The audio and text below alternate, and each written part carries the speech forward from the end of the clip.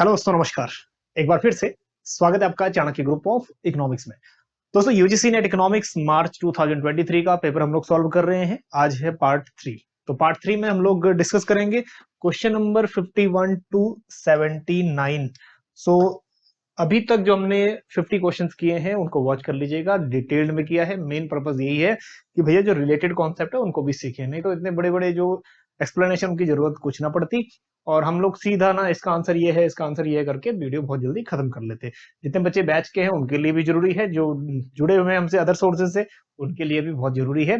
तो other related concept भी आपके नेक्स्ट डेफिनेटली काम आएंगे। जैसे प्रोडक्ट साइकिल थ्योरी है, पहले भी आई थी, अभी भी आई है। आरबीआई से रिलेटेड है, या फिर कई बहुत सारे क्वेश्चन जो प्रीवियस ईयर में आए हुए थे ना, इस बार में रिलेटेड क्वेश्चन आपको मिले वो, है ना। चलिए, तो इसमें भी हम लोग डिस्कस करेंगे जो क्वेश्चंस थोड़ा सा इंपॉर्टेंट है, और जो इंपॉर्टेंट है उसको तो हम ज्यादा एम्फेसाइज करेंगे, और जो ठीक है फिर उसको, जो कभी कभार आए हैं क्वेश्चंस, उसको हम लोग थोड़ा कम वेटेज देंगे और आगे चलेंगे। चलिए, क्वेश्चन नेक्स्ट देखिए, क्वेश्चन नंबर 51।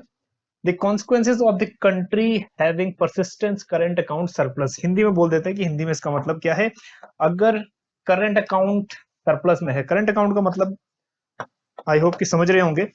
जितना भी हमारा करंट अकाउंट है, करंट अकाउंट को अगर हम हिंदी में बोले तो चालू खाता हम बोलते हैं, बीओपी का जो पार्ट है।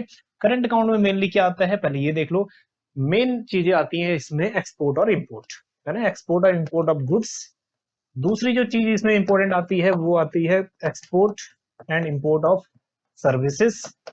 और तीसरी इसमें जो इंपॉर्टेंट चीज आती है वो है यूनिलेटरल ट्रांसफर्स। यूनिलेटरल ट्रांसफर्स वो होती हैं जो एक तरफा होती है, जैसे किसी ने गिफ्ट दे दिया। गिफ्ट के बदले गिफ्ट थोड़ा मांगता है कोई, डोनेशन दे दिया, है ना, या फिर इस टाइप की कोई ऐसी चीजें जो वापस नहीं की जाती। तो ये टर्म्स यूज होते हैं यूनिलेटरल ट्रांसफर्स। चलिए, हालांकि अब क्वेश्चन ये आएगा, गिफ्ट तो हम लोग बाद में फिर रिटर्न करते हैं। हाँ, उसका बर्थडे, किसी का बर्थडे आया तो आपने गिफ्ट दिया, रिटर्न में आपको दे या ना दे उसकी कोई गारंटी नहीं है, ठीक है। तो यूनिलेटरल ट्रांसफर्स होते हैं। चलिए, ये आया हमारा। तो कॉन्सिक्वेंसेस क्या हो सकते हैं अगर करंट अकाउंट सरप्लस में है। तो कहने का मतलब ये है, करंट अकाउंट सरप्लस तब होगा जब एक्सपोर्ट की वैल्यू ज्यादा होगी इंपोर्ट से, है ना। एक्सपोर्ट वैल्यू ज्यादा है, डेफिनेटली बात यह है कि हम लोग इनकम ज्यादा अर्न कर रहे हैं।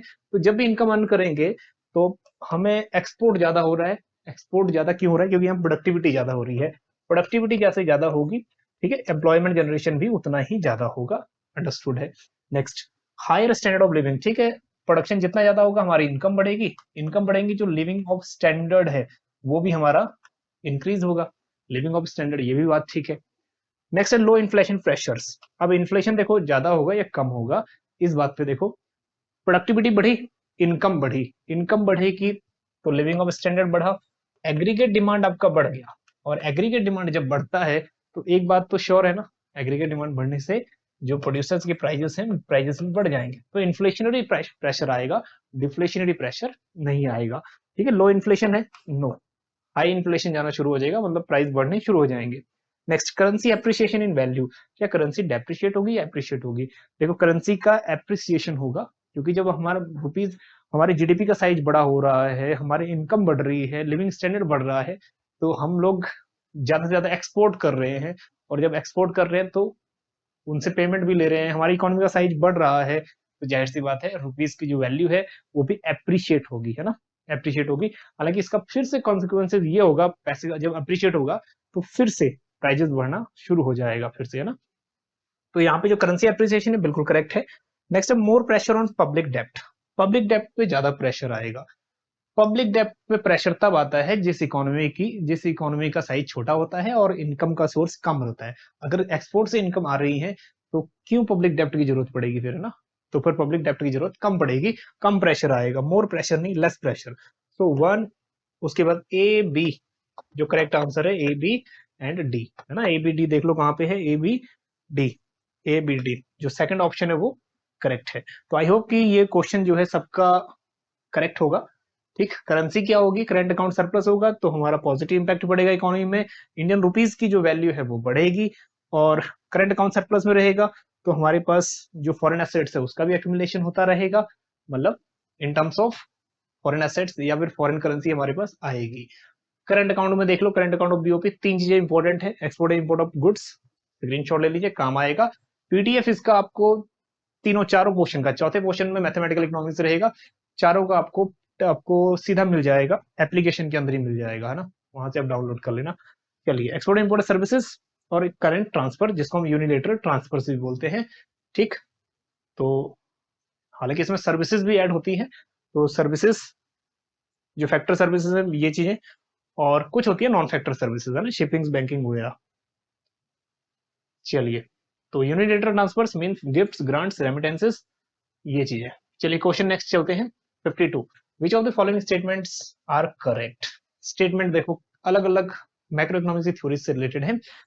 नंबर 1 है एक्सेलरेटर से रिलेटेड, त्वरक सिद्धांत जिसको हिंदी में बोलते हैं। According to accelerator model, investment demand is proportional to change in GDP. अपने एक्सेलरेशन प्रिंसिपल किया होगा। ये जो इन्वेस्टमेंट डिमांड है, पहले एक्सेलरेटर जो कॉन्सेप्ट है ना, ये कहता क्या है, कोई इसको डब्ल्यू से डिनोट करता है, कई दूसरी बुक्स में से वी से डिनोट किया होगा, हम लोग इसको डब्ल्यू से डिनोट करते हैं। तो ये क्या होता है, that is change in K by change in Y का रेशियो, और कई बार हम इसको change in I by change in Y भी लिख देते हैं। अब इसका मतलब क्या है, इनकम में चेंज होने से कितना चेंज हमारा कैपिटल स्टॉक में आ रहा है, इसको हम बोलते हैं एक्सेलरेटर। तो ये क्या डायरेक्टली प्रोपोर्शनेट है, आपका investment demand proportionate related to change in GDP. तो जो इन्वेस्टमेंट है आपका, मतलब जो चेंज इन के है आपका इन्वेस्टमेंट स्टॉक, डायरेक्टली डिपेंड करता है, ठीक, जीडीपी पे, मतलब इनकम पे। तो ये वाला कॉन्सेप्ट जो है ना करेक्ट है। आई होप कि आपने किया भी होगा। इसी से रिलेटेड पहले वाले जो पार्ट था उसमें भी हमने किया था, वहां से भी क्वेश्चन आया था। एक्सेलरेटर प्रिंसिपल इज, ठीक है, कैपिटल आउटपुट रेशियो कांस्टेंट रहेगा, वो चीज। Next, the real rate of interest, repeated question है ये प्रीवियस ईयर का। Interest is nominal rate of interest plus inflation rate. जो रियल रेट ऑफ इंटरेस्ट है, आपने रियल जीडीपी नॉमिनल जीडीपी पढ़ा होगा, है ना, तो ये भी वही कॉन्सेप्ट है। रियल जो रेट ऑफ इंटरेस्ट है उसमें क्या होता है, नॉमिनल, और हम माइनस कर देते हैं इन्फ्लेशन को। रियल का मतलब है विदाउट एनी इन्फ्लेशन, है ना, जैसे रियल जीडीपी काउंट हम करते हैं, तो इसमें भी इन्फ्लेशन को हम काउंट नहीं करते, माइनस कर देते हैं नॉमिनल। ठीक है, nominal rate of interest minus inflation. तो ये गलत हो गया क्योंकि प्लस हो गया यहाँ पे, तो ये गलत है। Next, the higher the real interest rate, the higher the rent of that is rental cost of capital. यानी कि जितना ज्यादा रेट ऑफ इंटरेस्ट होगा उतना ही रेंटल कॉस्ट या बोरोइंग कॉस्ट भी बढ़ेगा। बिल्कुल जाहिर सी बात है, जितना रेट ऑफ इंटरेस्ट महंगा होगा, उधार लेने की जो कॉस्ट है वो भी तो बढ़ेगी, है ना, तो ये कॉन्सेप्ट भी करेक्ट है। Next, investment is a stock concept. अब ये थोड़ा सा इजी है लेकिन पजल भी है। इन्वेस्टमेंट जो है, जो भी चीज है ना over the period of time calculate होती है, उसको हम लोग फ्लो कॉन्सेप्ट बोलते हैं। जैसे इनकम हो गया, एक्सपेंडिचर हो गया, ठीक है, ये सब इन्वेस्टमेंट, एक्सपेंडिचर, कंजप्शन वगैरह, ये सब over the period of time calculate होती है। दूसरी टर्म्स में जो भी चीज रीअकरिंग है, रीअकर होती है बार बार, ठीक, उसको हम बोलते हैं फ्लो कॉन्सेप्ट। तो इन्वेस्टमेंट स्टॉक कॉन्सेप्ट है, ये गलत है, इन्वेस्टमेंट एक फ्लो कॉन्सेप्ट है। अगर आ जाता कैपिटल क्या है, तो कैपिटल एक स्टॉक कॉन्सेप्ट है। दूसरी बात, कई बार आ जाता कैपिटल फॉर्मेशन क्या है, फिर कैपिटल फॉर्मेशन फ्लो है, क्योंकि उसका फॉर्मुलेट हो रहा है। सिर्फ कैपिटल अगर बात करें तो सिर्फ कैपिटल एक स्टॉक कॉन्सेप्ट है, और यहाँ इन्वेस्टमेंट की बात हुई है, इन्वेस्टमेंट इज फ्लो कॉन्सेप्ट। चलिए, तो इसकी जगह फ्लो आ जाना चाहिए था। Next, residential investment is low when mortgage interest rates are high. Mortgage क्या होता है, लीज, जिसको हम लोग गिरवी रख रहे हैं ना कुछ, अगर इंटरेस्ट रेट ज्यादा है तो रेजिडेंशियल इन्वेस्टमेंट क्या होगा, सिंपल सा कॉन्सेप्ट है, रेट ऑफ इंटरेस्ट और इन्वेस्टमेंट का कैसा रिलेशन है, नेगेटिव। जैसे ही रेट ऑफ इंटरेस्ट कम होता है तो इन्वेस्टमेंट बढ़ जाता है, ये ठीक है, इसका क्या है, इनवर्स रिलेशन है। तो आंसर हमारे पास ये भी करेक्ट है, जितना इन्वेस्टमेंट लो होगा जैसे ही इंटरेस्ट रेट हाई हो जाएगा। हालांकि ये दो चीजें, ये रेजिडेंशियल हो गया, मॉर्टगेज हो गया, कंफ्यूजिंग टर्म्स है। चलिए, ए सी ई तो सेकंड इसमें भी करेक्ट है, ऑप्शन 2। चलिए, आई होप कि इसमें ज्यादा प्रॉब्लम नहीं आई होगी, तो यहाँ से स्क्रीनशॉट ले लीजिएगा। अभी क्विक नोट्स बनाने हैं यहाँ पर आपने। सबसे पहले दिया हुआ है मल्टीप्लायर और एक्सलेटर का डिफरेंस, है ना, तो यहाँ से डिफरेंस भी कर लीजिए। तो चेंज इन आई पे चेंज इन वाई भी बोलते हैं इसको हम। एक्सेलरेटर एमपीसी से, एक्सेलरेटर डिनोट करता है आपका कैपिटल आउटपुट रेशियो जो कांस्टेंट रहता है, लेकिन मल्टीप्लायर एमपीसी पे डिपेंड करता है।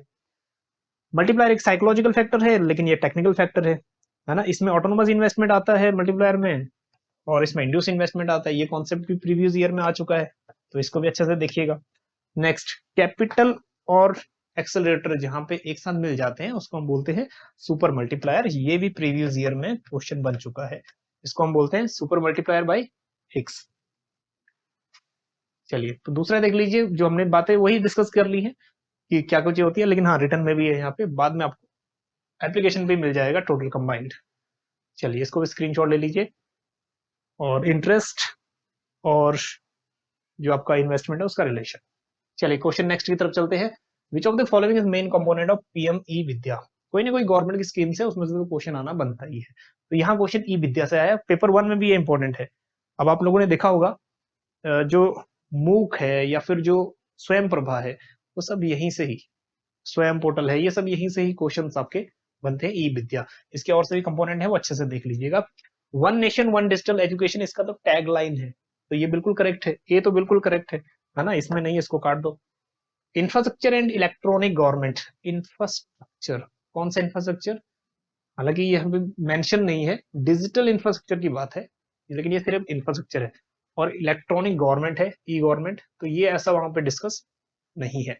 Next, one class one TV channel, class 1 से लेकर 12 तक इन्होंने सभी क्लासेस के लिए एक चैनल खोल दिया, तो इसलिए इसको टैगलाइन दे दिया one class one TV channel. ये भी करेक्ट है, ये भी करेक्ट है।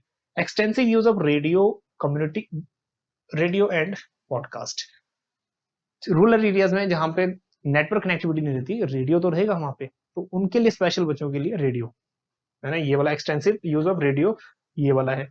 इंफॉर्मेशन एंड कम्युनिकेशन टेक्नोलॉजी, जितना भी ये कॉन्सेप्ट है ना, ये आईसीटी बेस्ड है, अंडरस्टूड है, आईसीटी बेस्ड है, तो ये तो सही होना ही है ना। तो यहाँ पे A C D E, A C D E first option correct. चलिए नेक्स्ट देखिए, जो ई विद्या है इसका थोड़ा सा स्क्रीनशॉट ले लीजिएगा और सारी चीजें वही हैं। एक चीज जो नई आपको याद रखनी है, ये रखनी है, special on coaching for competitive exams, उसके लिए भी इसमें ई विद्या में प्रोविजन है, तो ये स्पेशल नोट कर लीजिएगा, नेक्स्ट वीक एग्जाम में बनेगा ही बनेगा क्वेश्चन। चलिए question 54, which of the following are objectives are correct of the public sector? Public sector के बारे में कौन कौन से ऑब्जेक्टिव्स करेक्ट हैं ये पूछ रहा है बेसिकली। आइए देखते हैं। पब्लिक सेक्टर का मतलब है दैट इज की रोल ऑफ गवर्नमेंट, गवर्नमेंट जो मेजर रोल प्ले करती है, या पब्लिक सेक्टर जो है वो मेनली क्यों है, क्या ऑब्जेक्टिव है, ये देखिए। To create employment opportunities, public sector की ही main source, main sole responsible है गवर्नमेंट की वो नौकरियां प्रोवाइड करे। हालांकि जरूरी नहीं है कि वो नौकरी गवर्नमेंट ही है, शुड बी अ प्राइवेट, कोई भी, लेकिन हाँ मेन काम ये है कि वो अपॉर्चुनिटी प्रोवाइड करे एम्प्लॉयमेंट की, बिल्कुल ठीक है। To promote balance regional growth, जितने भी रीजन है, बेस्ट एग्जांपल है Bokaro steel plant, Bhilai steel plant. आज ये जगह की वैल्यू बहुत ज्यादा है, लेकिन जब ये सेटअप हुए थे 1956 टू 1959 तब उनकी वैल्यू बहुत कम थी, है ना। तो ये बढ़ गई ना वैल्यू, क्यों बढ़ी? क्योंकि रीजनल, ऐसे बैकवर्ड रीजन में गवर्नमेंट ने इंडस्ट्री सेटअप की जहां पे पहले कुछ नहीं था, आज बहुत कुछ है, तो रीजनल बैलेंस के लिए, तो ये भी बिल्कुल ठीक है।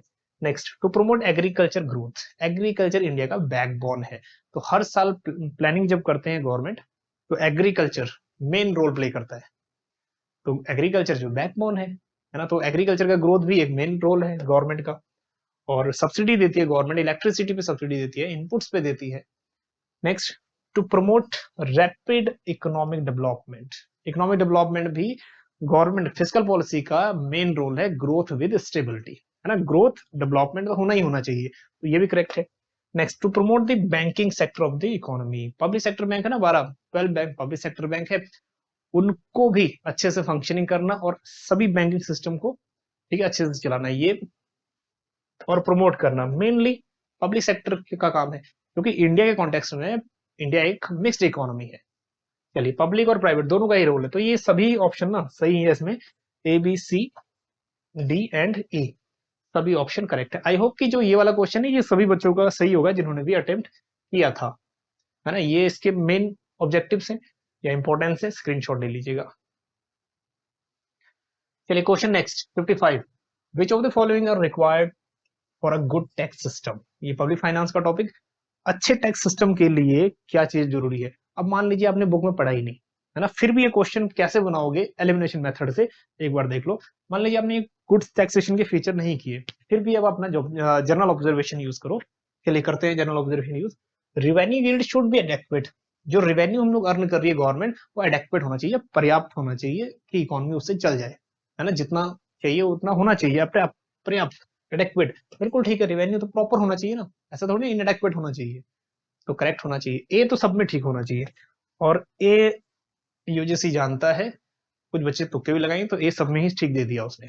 आइए आगे देखते हैं, tax system should be so that different income groups of people पे टैक्स इक्वली, टैक्स सिस्टम ऐसा होना चाहिए कि डिफरेंट पीपल, जिसकी 20,000 सैलरी है वो और जिसकी 2 लाख सैलरी है वो, दोनों का टैक्स बराबर होना चाहिए। मान लीजिए 25,000 टैक्स दे रहे हैं, दोनों ही बराबर दे रहे हैं, कैसा होना चाहिए, ये प्रोपोर्शनल, ये हमारा बिल्कुल, अगर हम बात करें प्रोपोर्शन, एक सेम प्रोपोर्शन में ही हम लोग, या फिर कह लो एक ऐसा टैक्स सिस्टम जो बिल्कुल ही डी ग्रेड है, ऐसा टैक्स सिस्टम कभी गवर्नमेंट लागू नहीं करेगा, जिसमें अमीरों को भी और गरीबों को भी सेम सेम देना पड़ रहा है, तो ये वाला तो बिल्कुल होगा नहीं, है ना, इसको हटा दो।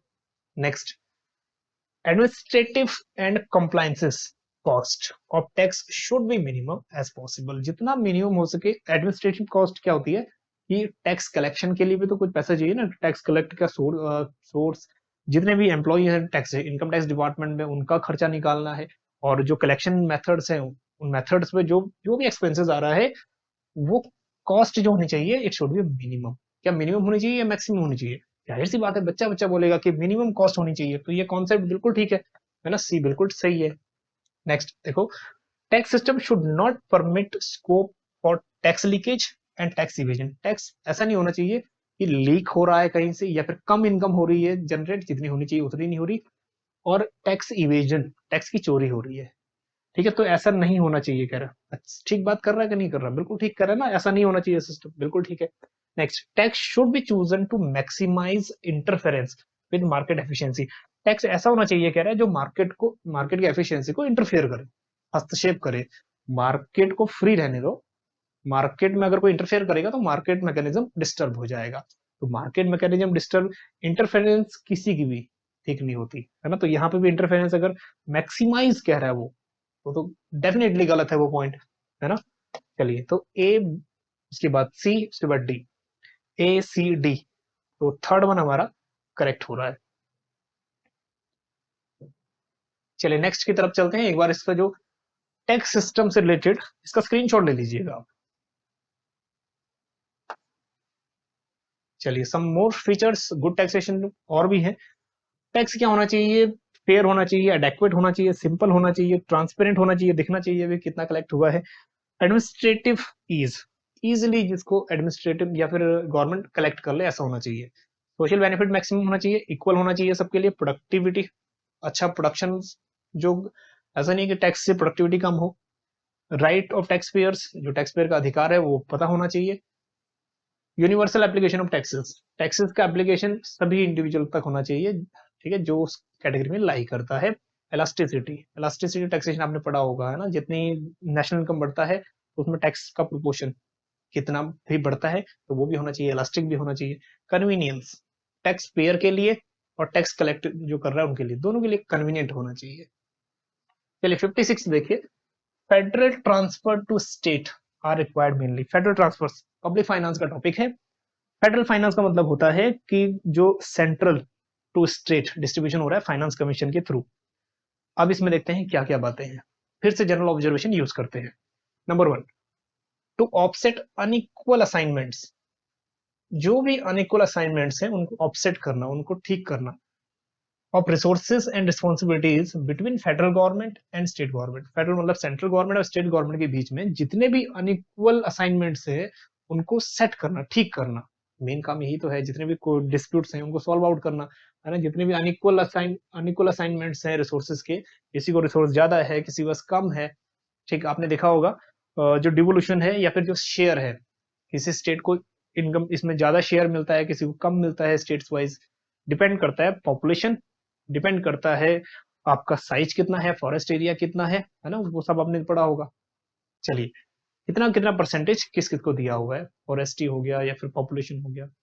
चलिए, तो फर्स्ट वन करेक्ट है। Next, two correct spill over of benefit of public goods between jurisdictions. अब इसका मतलब क्या है? ज्यूरिसडिक्शन होता है एक जो एरिया है, ठीक है, उसके अंदर। अब spill over of benefit, public goods का spill over effect. Spill over effect होता है कि एक कोई इकोनॉमिक एक्टिविटी से दूसरे को फायदा कितना हो रहा है, दूसरे पे इम्पैक्ट कितना पड़ रहा है, इसको बोलते हैं स्पिल ओवर इफेक्ट। पॉजिटिव भी हो सकता है, नेगेटिव भी हो सकता है। तो जितने भी स्पिल ओवर इफेक्ट है पब्लिक गुड्स का, पब्लिक गुड्स गवर्नमेंट खर्चा कर रही है, पब्लिक गुड्स रोड बना रही है, इसका फायदा ही होगा ना, स्पिल ओवर इफेक्ट पॉजिटिव पड़ेगा। तो जो पॉजिटिव स्पिल ओवर है वो क्या होना चाहिए? करेक्ट स्पिल ओवर होना चाहिए, सभी को उसका फायदा मिलना चाहिए, करेक्ट होना चाहिए स्पिल ओवर इफेक्ट। तो ये भी करेक्ट है। अगर वो बोलता है इनकरेक्ट या फिर एक तरफा होना चाहिए स्पिल ओवर, तो गलत बात थी। एक स्पिल ओवर का मतलब है कि दूसरे सेक्टर में उसका क्या इम्पैक्ट पड़ रहा है। Next, to address horizontal imbalance, horizontal fiscal imbalances. Fiscal imbalances होती हैं किसी स्टेट की रिवेन्यू और एक्सपेंडिचर के बीच का जो डिफरेंस है, ठीक है। अगर एक्सपेंडिचर और रिवेन्यू मैच नहीं कर रहा तो वो इम्बैलेंस है। अब उसको देखेगा, उसको एड्रेस करेगा, उसको आइडेंटिफाई करेगा कि क्या क्या यहाँ पे इम्बैलेंसेस दिख रहे हैं। तो ये भी करेक्ट है ना, ये भी फाइनेंस कमीशन का काम है। Next, to augment resources of local bodies. Local bodies, municipalities हैं, पंचायत है, उनके पास जो रिसोर्स है ना, संसाधन, रिस्कार्स, रिसोर्सेज, उनको बढ़ाने की कोशिश करेगा कि कैसे उन तक ज्यादा संसाधन या रिसोर्स पहुंच पाए। तो ये भी करेक्ट है। आगे आप फंक्शंस पढ़ोगे ना तो उसमें क्लियरली मेंशन है ये चीजें। Next, for overall efficiency of tax system, tax system को ऐसा बनाना कि वो एफिशिएंट हो। तो ये भी एक मेन सोल रिस्पॉन्सिबिलिटी है फाइनेंस कमीशन की। तो फेडरल ट्रांसफर्स की या फिर फाइनेंस कमीशन एक ही बात है। तो ये सभी पॉइंट करेक्ट है, इसलिए फोर्थ वन करेक्ट है इसका। एक एक पॉइंट जो इसमें है, ठीक, आप इसका स्क्रीनशॉट ले लीजिए। Main main functions of finance commission करोगे तो वहीं पे सब चीजें आपकी क्लियर हो जाएंगे ना। Resources of panchayat in states, resources municipalities, ठीक है, उनको इंक्रीज करना, इनके रिसोर्सेज ऑफ, तो ये सब चीजें यहाँ आ जाएंगी आपकी। चलिए नेक्स्ट क्वेश्चन देखते हैं, क्वेश्चन 57। मॉनेटरी पॉलिसी से रिलेटेड है, आरबीआई से रिलेटेड है। बहुत इजी टाइप का क्वेश्चन पूछता है आरबीआई से रिलेटेड। छोटा सा एरिया मनी एंड बैंक के, कहां से आएगा क्वेश्चन? वहीं से तो आएगा। चलो आगे चलते हैं। Which of the following expansionary monetary policy measure to cure deflation. देखो डिफ्लेशन के टाइम में एक्सपेंशन करेगा, मनी सप्लाई को बढ़ाएगा। सबसे पहले केस देख लो डिफ्लेशन का क्या है। डिफ्लेशन के टाइम में आपको पता है, डिफ्लेशन ऐसी कंडीशन है जहां पे प्राइस कम होते हैं। क्यों कम होते हैं? क्योंकि इनकम कम है, एग्रीगेट डिमांड कम है।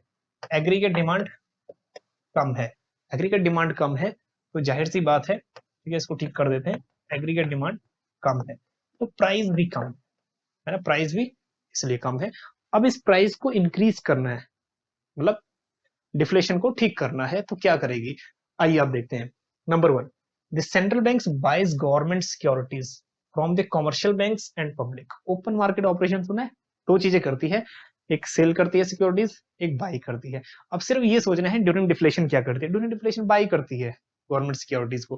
गवर्नमेंट सिक्योरिटीज ट्रेजरी बिल्स आपने सुना होगा, है ना, आपने बॉन्ड्स पेपर सुना होगा। तो क्या होता है ना, एक पेपर होता है, कुछ नहीं है, एक पेपर है जिस पेपर पे ये मेंशन है कि आपको, जैसे बॉन्ड है, बॉन्ड क्या होता है? एक पेपर है, इस पे ये लिखा गया है कि हम लोग आपका जो पैसा हमने लिया है, ठीक है, इस पे 8% के रेट से आपको देंगे। मतलब जो 1 लाख का आपका नेक्स्ट ईयर 1,08,000 हो जाएगा, ये एक बॉन्ड पेपर है। तो ऐसे ही गवर्नमेंट सिक्योरिटीज भी होती हैं। तो गवर्नमेंट तो उस समय में क्या करेगा? परचेज करेगा सिक्योरिटीज को, ताकि मार्केट में सिक्योरिटीज को परचेज करने का मतलब ये है कि जैसे बॉन्ड पेपर है, ठीक है, परचेज करेगा और उनको उधार देगा, बोरोइंग करेगा, मतलब उधार देगा, जिसके पास मार्केट में पैसा आ जाए और मार्केट में मनी सप्लाई बढ़ना शुरू हो जाए। तो ये बात ध्यान में रखना, ड्यूरिंग डिफ्लेशन आरबीआई बाई करता है और ड्यूरिंग इन्फ्लेशन आरबीआई सेल करता है। हालांकि किसके बिहाफ पे? गवर्नमेंट के बिहाफ से, है ना। चलिए नेक्स्ट, तो ये तो करेक्ट है। नेक्स्ट, द सेंट्रल बैंक में hike bank rate. Bank rate ऐसा रेट है जिस रेट पे आरबीआई, जिस रेट पे आरबीआई लोन प्रोवाइड कर रहा है कमर्शियल बैंकों को, और कमर्शियल बैंकों को लोन प्रोवाइड करता है लॉन्ग टर्म के लिए। अगर शॉर्ट टर्म के लिए करेगा तो यही टर्म्स रेपो रेट बन जाएगा। अब देखो, अगर बैंक रेट बढ़ा दिया तो बैंक रेट बढ़ाने से क्या होगा? जाहिर सी बात है, जो लोन ज्यादा लेना था लोगों ने वो कम लोन लेंगे। ज्यादा रेट ऑफ इंटरेस्ट पे कौन लेगा लोन? मार्केट में और मनी सप्लाई कम हो जाएगा। तो ये तो नहीं करेगी, है ना, तो ये काम नहीं करेगी, आपका ये नहीं करेगी, दैट इज हाइक नहीं करेगी बैंक रेट। ठीक है, नेक्स्ट चलते हैं।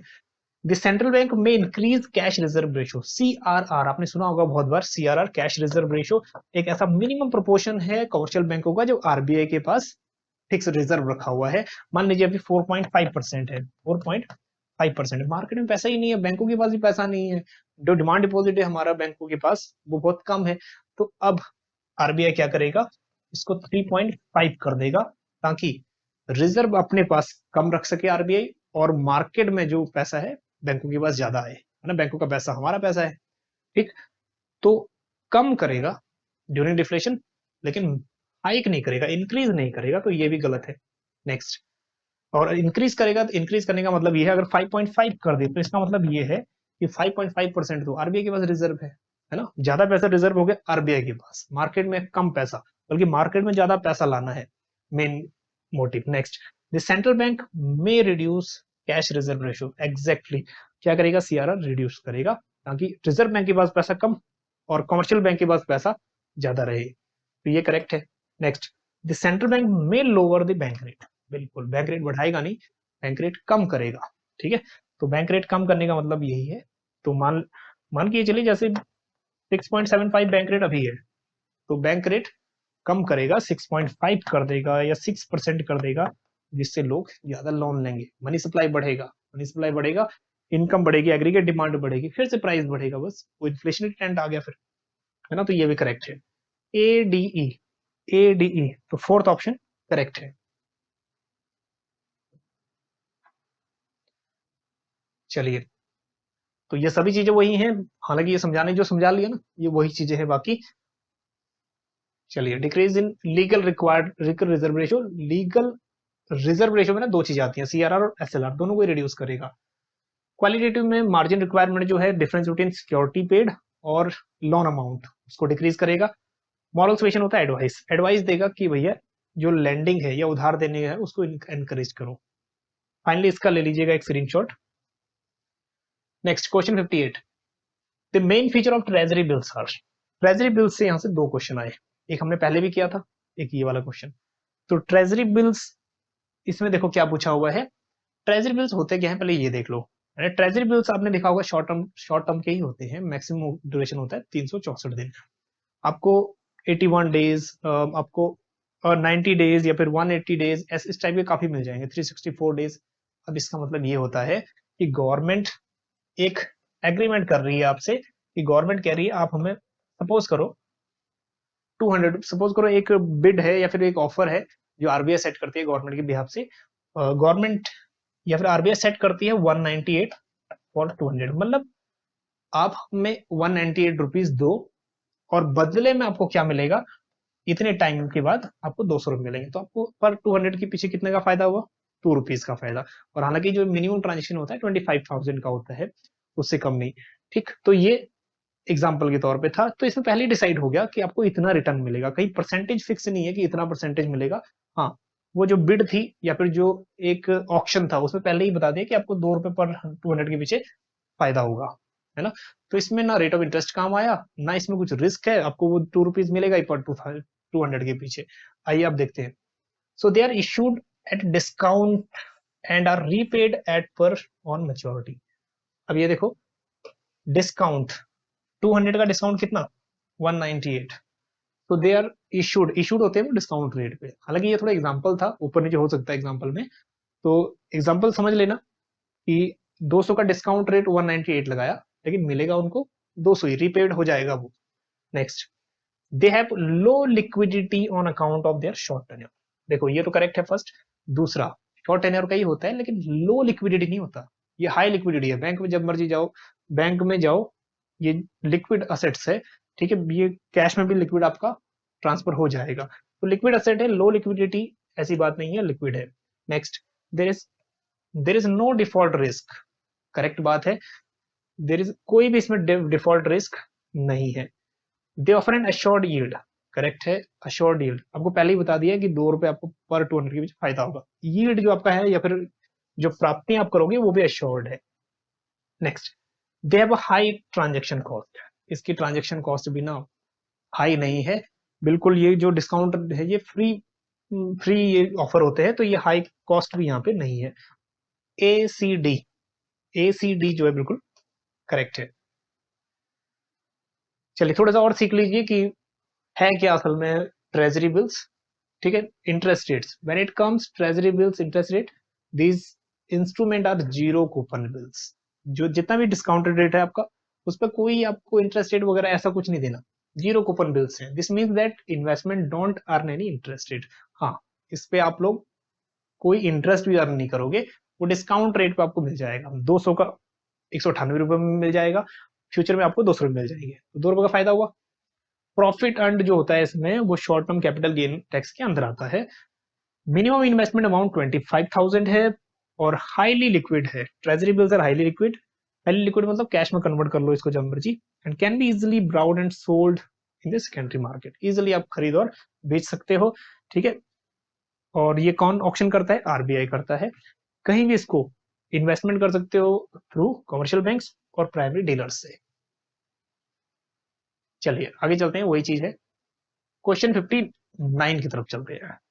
क्वेश्चन देखो यहाँ पे, for the computation of national income by the product method which of the following sectors are considered.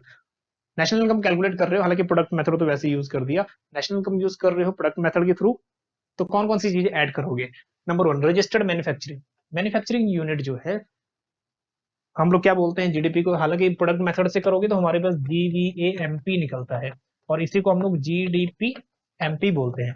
तो final value of market goods and services produced with in domestic territory during an accounting year, ये हमें ना ये रटाया जाता है, 12th में से ये रटाया जाता है ये। तो ये चीजें हमने 12th में से ही करी हुई है। ठीक, तो यहाँ मैन्युफैक्चरिंग बिल्कुल ऐड होता है। एग्रीकल्चर एंड अलाइड एक्टिविटीज बिल्कुल ऐड होता है, क्योंकि जो जीवीए बनता है उसमें तीनों सेक्टरों की प्रोडक्शन होता है। ठीक, माइनिंग इंक्वायरिंग ये भी ऐड होता है। अनरजिस्टर्ड मैन्युफैक्चरिंग यहाँ क्वेश्चन बनता है, चाहे वो ऑर्गेनाइज सेक्टर है चाहे वो अनऑर्गेनाइज सेक्टर है, अगर प्रोडक्शन कर रहा है तो वो जीडीपी में ऐड होगा ही होगा, है ना। हालांकि इलीगल एक्टिविटी नहीं होनी चाहिए। तो अनरजिस्टर्ड मैन्युफैक्चरिंग है और प्रोडक्शन कर रही है तो वो भी ऐड होगा। नेक्स्ट है नॉन मोनेटाइज्ड इकोनॉमी। कोई भी इकोनॉमिक नॉन इकोनॉमिक एक्टिविटी है जिसमें पैसे का लेन देन नहीं है, ठीक है, वो ऐड नहीं होता, है ना, वो ऐड नहीं होता। ये नॉन इकोनॉमिक एक्टिविटी में ये आ गई कि भैया किसी ने काम किया आपके पास और आपको आपने क्या किया, उसको खाना खिला दिया, तो नॉन मोनेटाइज एक्टिविटी है, ये ऐड नहीं होगा, है ना। आपने किसी ने काम किया आपके पास, आपने उसको शाबाशी दे दी, बहुत बढ़िया काम किया, और वो खुश हो गया। इकोनॉमिक्स में क्या एक्टिविटी ऐड हुई? ठीक है, तो नॉन इकोनॉमिक एक्टिविटी नहीं आती। A B C D, A B C D. चलिए थर्ड ऑप्शन करेक्ट। ठीक, तो ये तीनों ही चीजें ऐड है, जीडीपी में एमपी बनता है इसका। जो चीज नहीं ऐड होती वो ये है, इलीगल गुड्स हैं या फिर illegal transactions, non market activities, transfer payments होगी, used goods, second hand goods, ठीक है, ये ऐड नहीं होती, और इंटरमीडिएट गुड्स जो होते हैं वो भी ऐड नहीं होते। चलिए क्वेश्चन नंबर 60 देखो, प्रोडक्ट साइकिल मॉडल। इसमें पूछा गया क्वेश्चन, सेम क्वेश्चन ऐसा ही पहले ही पूछा गया था।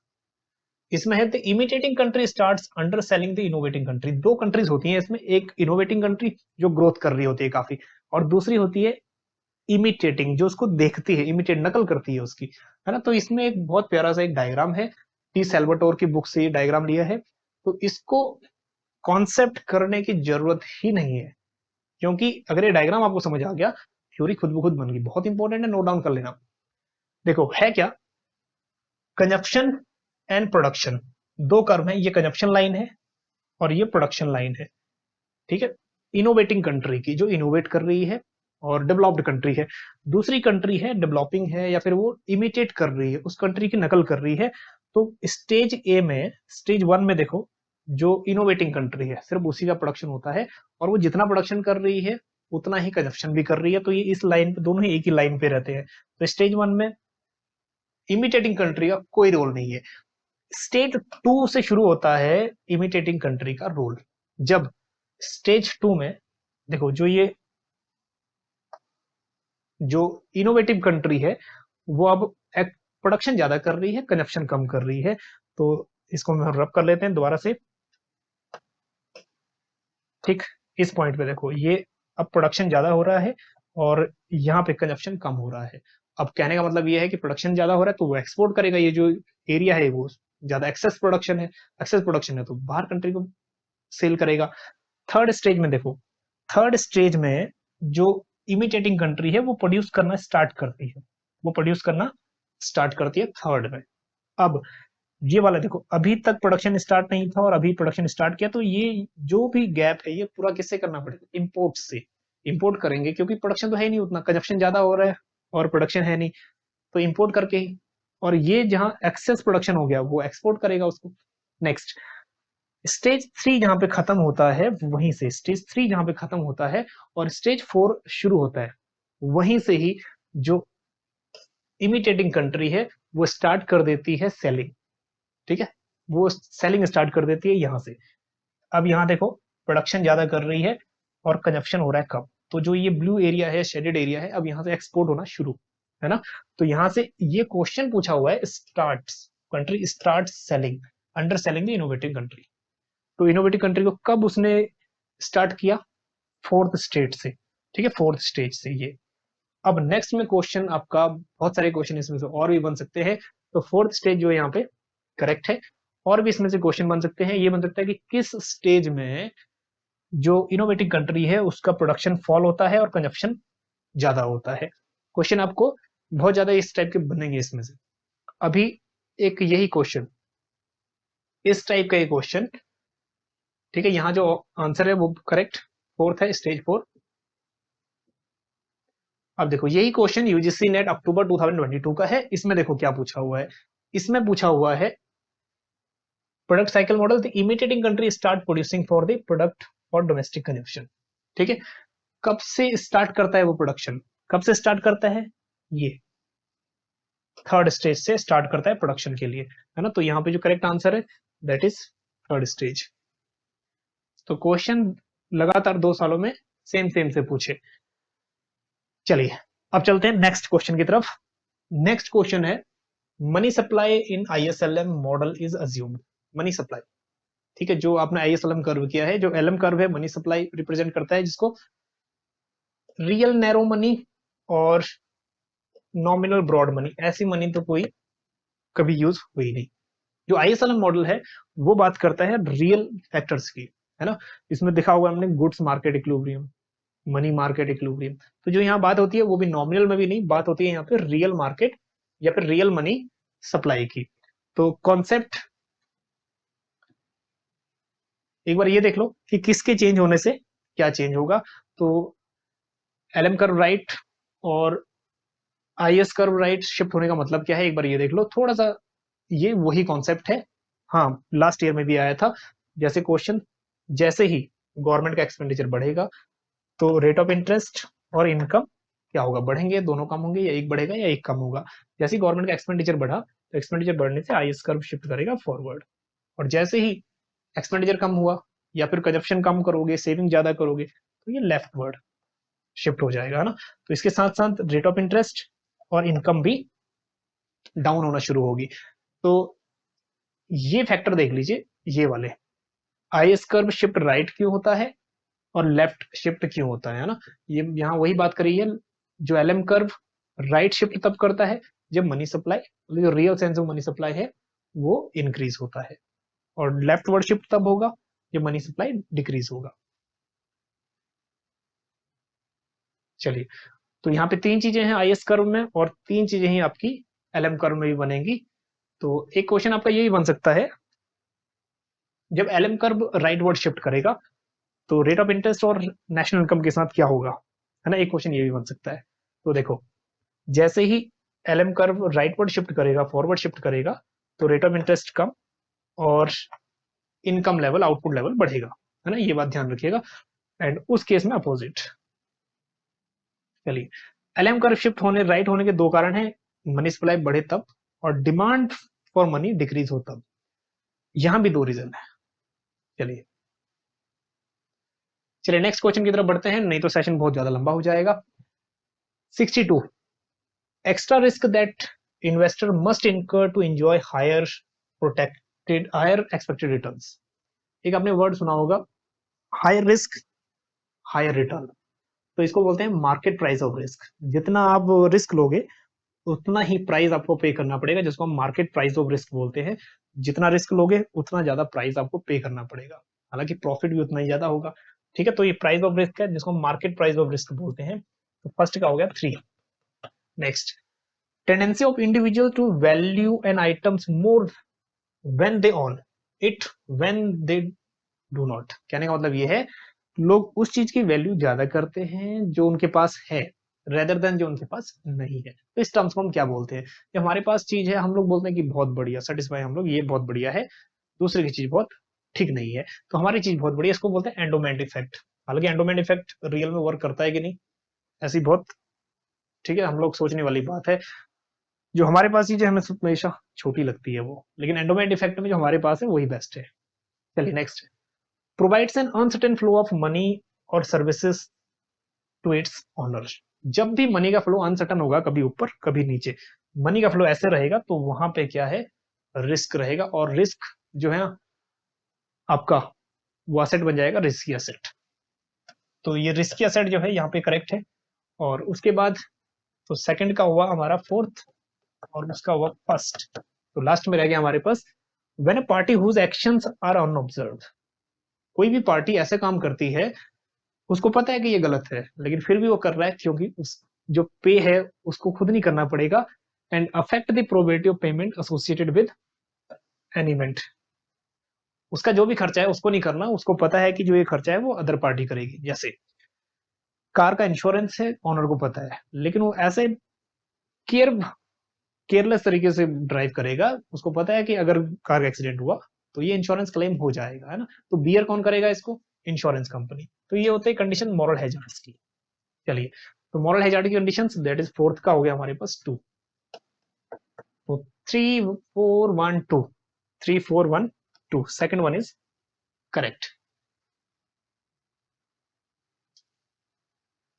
चलिए, तो वही चीज है, market price of risk, endowment effect क्या है, इमेज देख लीजिए, समझ आ जाएगा। चलिए, रिस्क असेट्स जिसमें डिग्री ऑफ प्राइस वॉलेटिलिटी ज्यादा होती है, और मॉरल हैजार्ड्स वही चीज है कि हमें पता है कि नेक्स्ट दूसरा पे करेगा, तो मॉरल हैजार्ड है। Moral hazard is also reason of market failure. चलिए नेक्स्ट चलते हैं आगे। Next, which of the following not true about the basic postulate of Malthusian perspective of population। Malthus की प्रोस्पेक्ट से पॉपुलेशन का व्यू कौन सा सही नहीं है ना। माल्थस एक बात करता है, ये माइंड में पहले ही बिठा था, पॉपुलेशन का ग्रोथ और फूड सप्लाई का ग्रोथ। पॉपुलेशन बढ़ता है ज्योमेट्रिक रेशियो से, फूड सप्लाई बढ़ता है अर्थमेटिक रेशियो से। ये तीन तो बेसिक बात है, आगे चलते हैं। Human population will invariably grow where means of subsistence increases. कहते हैं ह्यूमन कैपिटल और ह्यूमन का जो पॉपुलेशन ग्रोथ है वो बढ़ता रहता है जैसे फूड सप्लाई बढ़ता है। बिल्कुल ठीक है, फूड सप्लाई बढ़ता है और ये जो ह्यूमन का पॉपुलेशन ग्रोथ है वो भी बढ़ता है, करेक्ट है। Next, the total amount of land available for agriculture is immutably fixed. जो एग्रीकल्चर लैंड है वो अपरिवर्तनीय रूप से चेंज तो हो नहीं सकता, वो तो फिक्स है, सप्लाई जो लैंड की है ना, वो फिक्स है। तो ये बात भी ठीक है, इसमें भी कोई दूसरी चीजें इसमें ऐड नहीं हो सकती। जो लैंड की सप्लाई है वो फिक्स है ना। और इन्होंने बात कही है, जो पॉपुलेशन बढ़ेगा वो ज्योमेट्रिक रेशियो से बढ़ेगा, फूड सप्लाई भी बढ़ेगा। नेक्स्ट, फैक्टर सब्स्टिट्यूशंस, मतलब लेबर की जगह कैपिटल, कैपिटल की जगह लेबर, अगर इनका सब्स्टिट्यूशन भी कर रहे हो, and technological advances can elevate resource scarcity. Resource जो कम है वो फैक्टर को सब्स्टिट्यूट करके और टेक्नोलॉजिकली एडवांस करके इंप्रूव कर सकते हो। माल्थस की थ्योरी बहुत पुरानी थ्योरी है, टेक्निकली एडवांस उस टाइम में यूज नहीं होता था। तो ये वाला जो एडजम्पशन है ना, फैक्टर सब्स्टिट्यूशन की बात नहीं कही और टेक्नोलॉजिकल एडवांसमेंट की बात नहीं कही, तो ये गलत है। Next, the growth of population is limited by the amount of food available for subsistence. जितना ही फूड की अवेलेबिलिटी कम होती जाएगी, बस पॉपुलेशन ग्रोथ भी कम होनी शुरू हो जाएगी। ठीक, तो दोनों रिलेशन ही यही था इनका, पॉपुलेशन ग्रोथ और फूड ग्रोथ। चलिए, तो राइट आंसर जो है यहाँ पे है थर्ड, ठीक, जो गलत है। चलिए, थर्ड जो है राइट आंसर है। चलिए, तो नॉट करेक्ट पूछा था, वो करेक्ट नहीं है। चलिए, और भी चीजें हैं, जैसे बुक कौन सी थी, ऐसे on the principle of population, है ना। तो pressure of increasing population on the food supply में पड़ रहा था प्रेशर। तो अगर ऐसे ही चलता रहा तो वर्ड इसमें मर्सी, कंडीशन एक ऐसी आ जाएगी, माइसरी, माइसरी होती है दुख, पीड़ा, भुखमरी। चलिए, ये सब चीजें आपको पीडीएफ में मिल जाएंगी, पीडीएफ मिल जाएगा आपको कंपाइलेशन में, एप्लीकेशन में। नेक्स्ट 64 देखो, arrange the trading groups as per their year of establishment. Trading groups, हालांकि ये जो ट्रेडिंग ग्रुप्स हैं पहले भी इसमें से एक दो क्वेश्चंस बन चुके हैं। चलिए टोटल डेट्स देख लीजिए, और इन डेट्स में से नंबर 1 फिर भी याद रख लीजिएगा, क्योंकि ये एशियन है या फिर ये जो सार्क है ये तो बेसिकली पूछता रहता है, यहाँ पे पूछे एशियंस। सबसे पहले देखो इस लिस्ट में सबसे पहले आ जाता है हमारे पास 1960 यूरोपियन फ्री ट्रेड एसोसिएशन, है ना, तो ए हो गया हमारे पास सबसे पहले। नेक्स्ट उसके बाद हो गया हमारे पास association of South East Asian nation, ASEAN. India ASEAN का मेंबर है कि नहीं है, ये क्वेश्चन ही बन जाता है, इंडिया एशियन का मेंबर नहीं है। चलिए ई। नेक्स्ट हो गया हमारा एडीन कम्युनिटी, वो होगी डी। नेक्स्ट हमारा बनता है सीधा C, Asia Pacific Economic Corporation, that is C. Next में रह गया हमारे पास NAFTA, that is B. A E D C B, A E D C B, third option correct. तो बेसिकली बात सीखने वाली ये है कब स्टैब्लिश हुआ था ये, ठीक। इसका एक स्क्रीनशॉट ले लेना, इसमें सभी की डिटेल्स हैं, काम आएंगे। चलिए अब जो क्वेश्चन है, कुछ क्वेश्चंस वो है हमारे असेशन और रीजनिंग से। उसके बाद जितने 10 क्वेश्चंस हैं वो है हमारे सीधा रीडिंग कॉम्प्रिहेंशन से। अब यहां पे देखो क्वेश्चन नंबर 65 स्टेटमेंट वाले हैं या फिर असेशन रीजनिंग है, थोड़ा माइंड इसमें यूज करना ही पड़ता है। Every point on the contract curve is a Pareto efficient. जो कॉन्ट्रैक्ट कर्व है आपने देखा होगा, ये ए कंट्री या कंज्यूमर ए, है ना।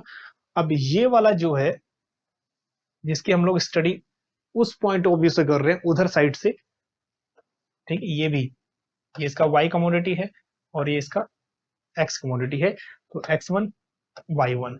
अब ये तो हम अपने बिहाफ से देख रहे हैं, तो एक डायग्राम 90 एंगल पे प्लॉट कर सकते हैं, तो वो वाला जो एंगल है वो ओ डैश वो दूसरे कंज्यूमर का है या फिर दूसरे इंडिविजुअल का है, जो ये y डैश और x डैश बना रहा है, ठीक। अब कॉन्ट्रैक्ट कर्व क्या होता है, इन दोनों के बीच का रिलेशन, तो जिसमें ये कॉन्ट्रैक्ट कर्व दोनों एक दूसरे को क्या करती है, यहाँ पे इंडिफरेंस कर्व, ये इंडिफरेंस कर्व है, ठीक है, ये जो फर्स्ट इंडिविजुअल है उसका, ये है सेकंड इंडिविजुअल, और वो वाला ये वाला इंडिफरेंस कर्व है सेकंड इंडिविजुअल का। अगेन ये इंडिविजुअल कर्व ऐसे ही बनते रहेंगे।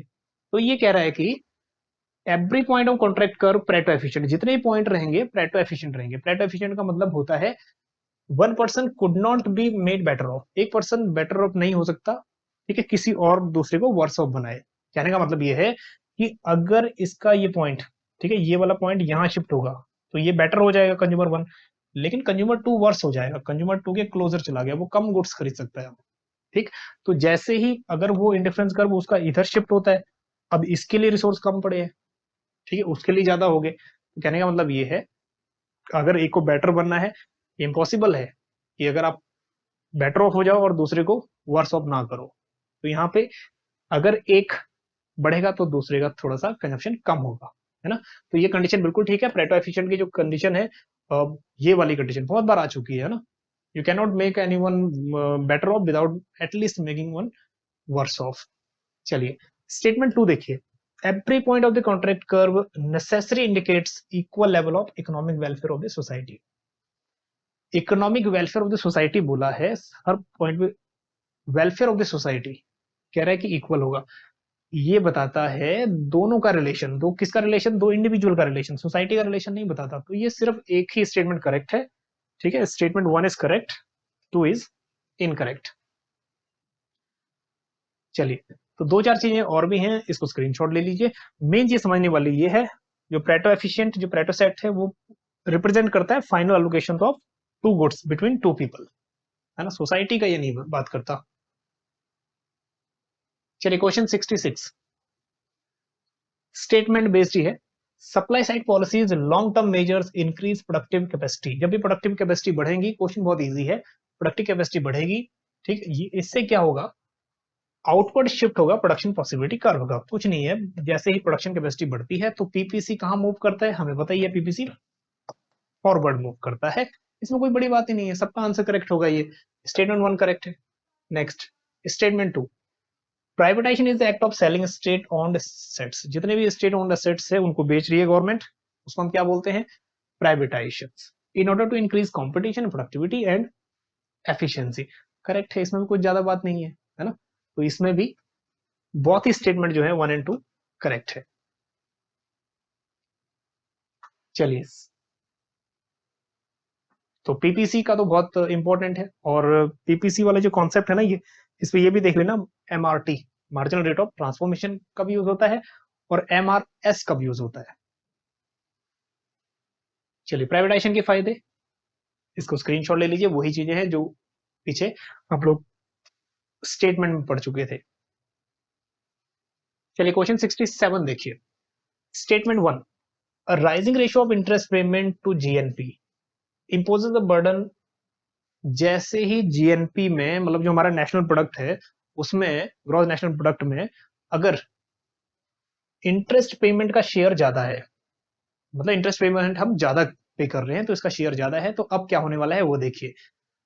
Because taxation is needed to finance the interest payment and impose a dead weight loss. तो इससे क्या होगा, एक बर्डन क्रिएट होगा और वो क्रिएट करेगा dead weight loss. Dead weight loss होता है loss of consumer and loss of producer, दोनों का लॉस। तो जाहिर सी बात है, जब इंटरेस्ट पेमेंट ज्यादा होगा, तो अभी भी जो एक इंटरेस्ट पेमेंट है, रफली हम लोग 20% इंटरेस्ट पेमेंट कर रहे हैं अपने टोटल रुपीज में से, है ना, 1 रुपए में से 20% इंटरेस्ट पेमेंट। तो जितना ये ज्यादा बढ़ेगा, डेप्ट ट्रैप उतना ही बढ़ेगा, उतना ही बर्डन आएगा टैक्सेशन का, क्योंकि गवर्नमेंट हमसे वसूलेगी, है ना, या प्रोड्यूसर से या कंज्यूमर से, तो डेड वेट लॉस बढ़ेगा। करेक्ट है। Next, a rising rate of interest payment in the budget tends to crowd out other public programs।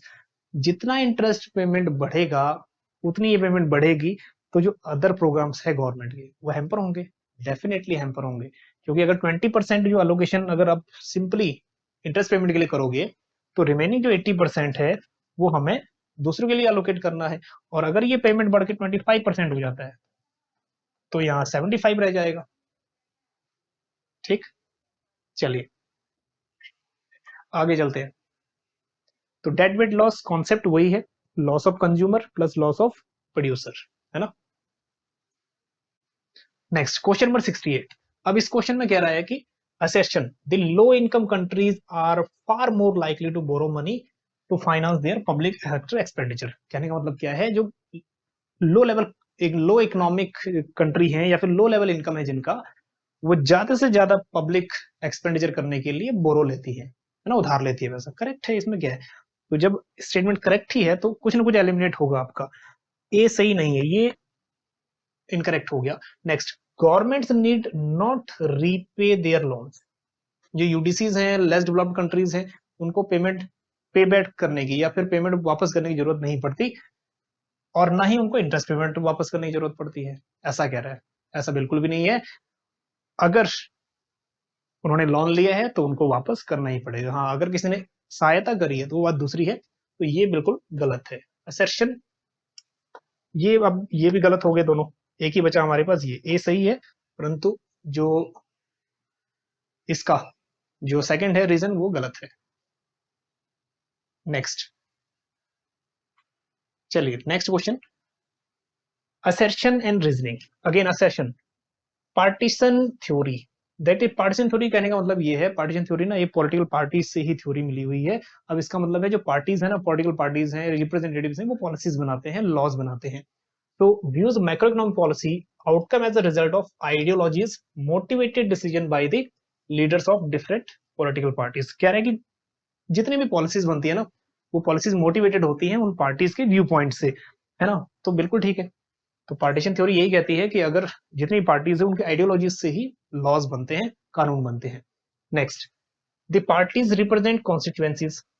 जो पार्टीज हैं, पॉलिटिकल पार्टीज, वो कॉन्स्टिट्यूएंसीज से बिलोंग करते हैं, अपने अपने जो अपने अपने उनका एरियाज है उनसे, with different preference concerning macro economic variables. Economic से रिलेटेड जितने प्रेफरेंस है उनके सबके प्रेफरेंस डिफरेंट डिफरेंट होते हैं। तो ये कॉन्सेप्ट भी करेक्ट है, ये थोड़ा सा नया कॉन्सेप्ट था इस बार, है ना, जो इस क्वेश्चन से आया था। तो बिल्कुल ये दोनों करेक्ट है, और जितने भी जो एक्सप्लेनेशन है वो भी करेक्ट है, क्योंकि जितने भी लॉज बनाते हैं ना, लॉज कौन बनाते हैं, यही लीडर बनाते हैं, पार्टीज में जो मेंबर है। और पहले में यही कह रहा है कि जो आइडियोलॉजीज है किसकी आइडियोलॉजीज पे बेस्ड है, लीडर की आइडियोलॉजीज पे बेस्ड है। और लीडर क्या बनाते हैं, लॉज बनाते हैं इकोनॉमिक्स। चलिए, तो ये वाला जो पार्टीशन थ्योरीज है, मैक्रो इकोनॉमिक थ्योरी, इसका मतलब वही है, political parties promote policies that constituent with preference of their core constituencies. ठीक है, चलिए अब आते हैं इसके बाद 10, जितने भी 10 क्वेश्चन है वो रीडिंग कॉम्प्रिहेंशन के, तो वो करने की यहाँ तो सॉल्व नहीं है, लेकिन सॉल्व करने की जरूरत नहीं है। लेकिन हाँ, एक बात ये देख लो, उनका ट्रिक देख लो। ट्रिक उसका यही है, 10 क्वेश्चन तो नेक्स्ट में भी आएंगे, डेफिनेटली आएंगे, लेकिन हाँ एक ही चीज है जो इसको आपको 10 में से ऑलमोस्ट 8 नंबर दिला सकती है, वो है प्रैक्टिस। किस में से प्रैक्टिस करो, स्क्रीन पे ही प्रैक्टिस करो, अपने कंप्यूटर पे। कोई भी न्यूज़पेपर्स पढ़ो, फिजिकल मत पढ़ो, उसको कंप्यूटर स्क्रीन पे ही पढ़ो, क्योंकि एग्जाम आपने कंप्यूटर स्क्रीन पे देना है। क्वेश्चन पढ़ने से पहले एक बार पैराग्राफ पढ़ने से पहले एक बार क्वेश्चंस पढ़ लो, फिर पैराग्राफ पे आओ, है ना। चलिए, तो ये वाला जो सेशन है, इसके बाद हम लोग डिस्कस करेंगे सीधा मैथमेटिकल इकोनॉमिक्स और इकोनोमेट्रिक्स के जितने भी क्वेश्चन है वो, है ना, नीचे सर आपको कराएंगे। मिलते हैं आपको नेक्स्ट सेशन में। Thank you so much.